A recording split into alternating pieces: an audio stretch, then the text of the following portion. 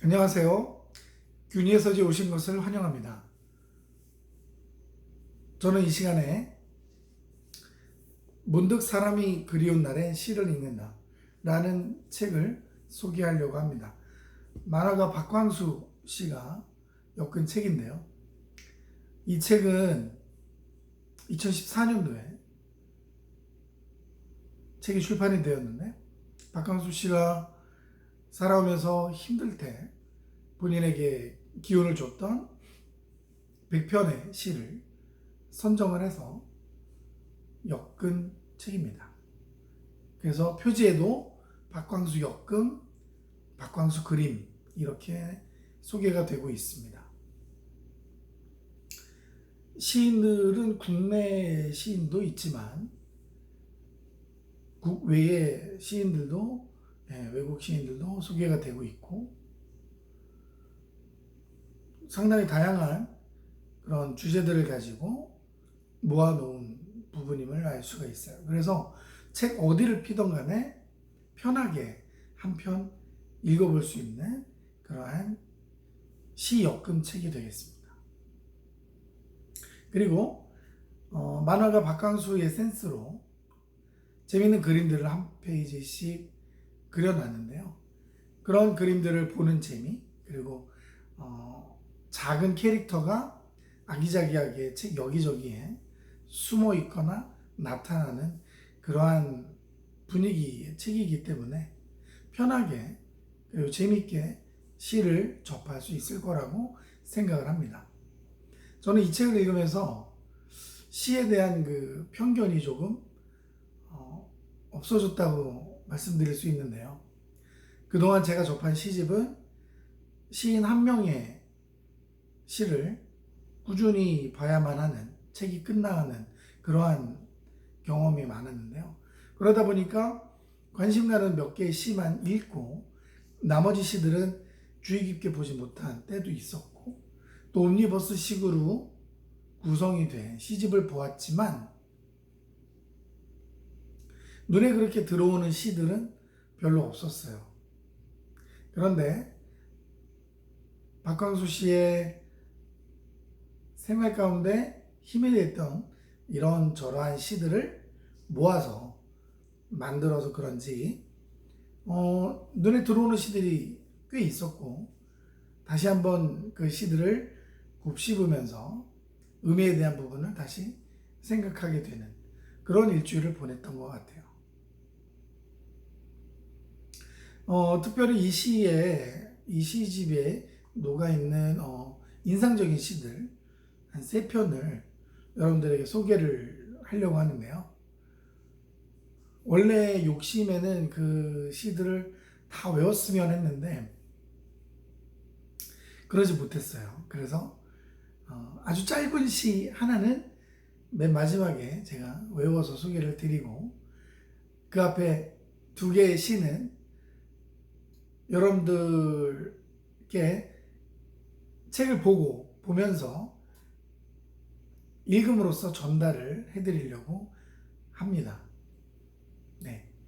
외우지 못해서 조금 아쉽긴 한데 다음에 기회가 되면 외워서 또 소개해보는 그런 시간을 갖도록 할게요. 이 책은 3개의 파트로 나눠져 있어서 지나간 연인을 그리워하는 듯한 마음, 이런 것들을 앞부분에 모아주고 있습니다. 그래서 그러한 감성으로 시를 먼저 보고 싶으신 분들은 맨 앞에 챕터 1부터 보시면 될 것 같고요. 현재 지금 사랑하는 분이 있거나 만나고 있는 분이 있으면 뒤에 3장부터 시를 보시면 조금 이해가 좀 잘 되실 것 같아요. 자, 그러면 인상적인 시 첫 번째 시를 읽어드리겠습니다. 저는 이제 혼자 지내다 보니까 저녁에 혼자 밥을 먹을 때가 많은데, 이 시의 제목도 혼자 먹는 밥입니다. 되게 흥미롭죠? 시는 송수권 시인이 쓴 시입니다. 한번 들어보세요.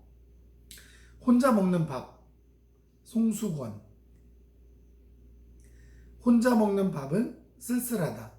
숟가락 하나, 노젓가락 둘, 그 불빛 속 따글그락 거리는 소리.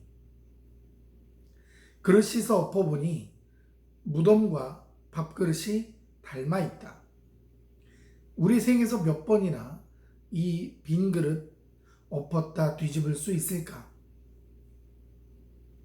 창문으로 얼비쳐 드는 저 금음달, 방금 깨진 접시 하나. 네, 이렇게 소개가 되고 있는데요. 자신이 먹는 밥그릇을 무덤에 비유하면서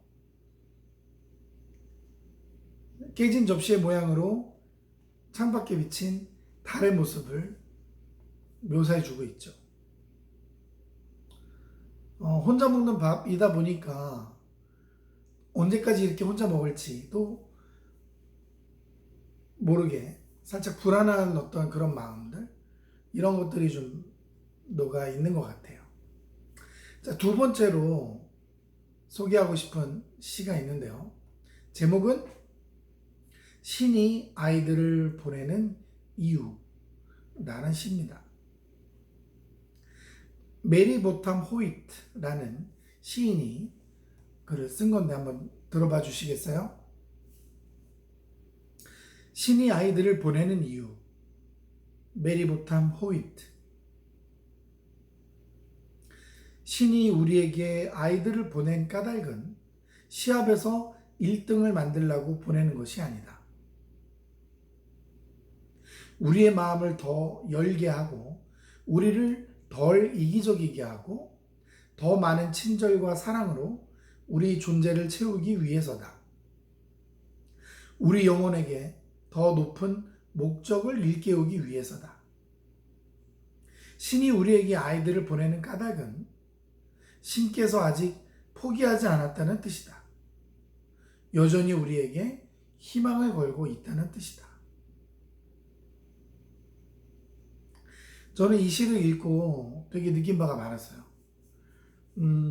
제가 만나는 아이들 얼굴들이 하나씩 다 생각이 났고, 또 동네에서 놀다가 시끄럽게 군다고 저한테 혼난 아이들도 생각이 좀 났고, 그리고 시의 맨 마지막 부분이 마음이 좀 와닿았는데요.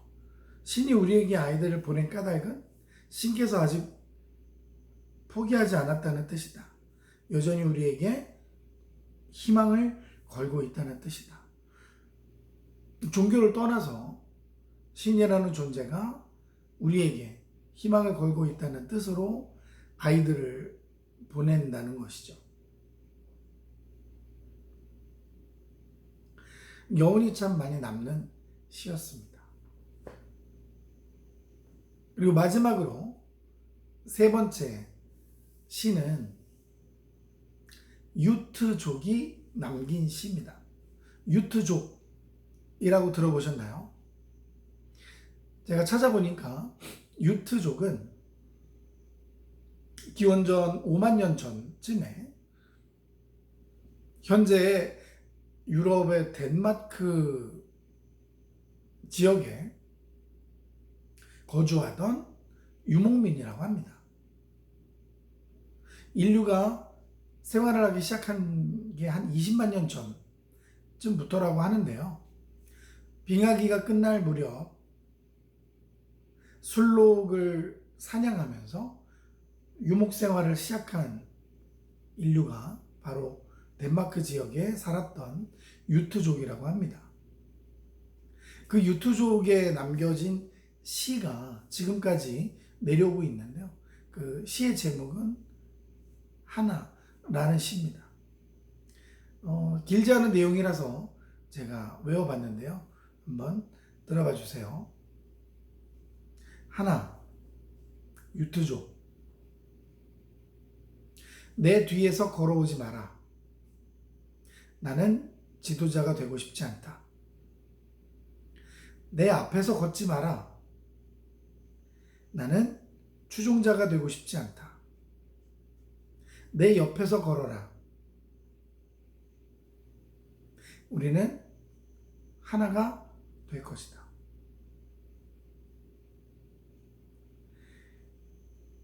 의미가 되게 깊은 내용의 시가 아닐 수 없죠. 그런데 이게 무려 5만 년 전에 유트족에 의해서 지어진 시, 구전되어 오는 시가 지금도 있다는 거죠. 이런 내용들을 볼 때 되게 좀 감명 깊게 읽은, 내용은 좀 분량은 좀 짧지만 내용은 상당히 의미가 깊었던 부분이라고 생각이 됩니다. 시간 되시는 분들은 꼭 한 번씩 읽어보시기 바라고요. 다음 주에는 이 책을 같이 읽어볼까 합니다. 아무것도 하지 않는 시간의 힘 이라는 제목의 책인데요. 아무것도 하지 않는 시간의 힘, 올리 슈나벨이라는 분이 지은 책을 번역한 책입니다.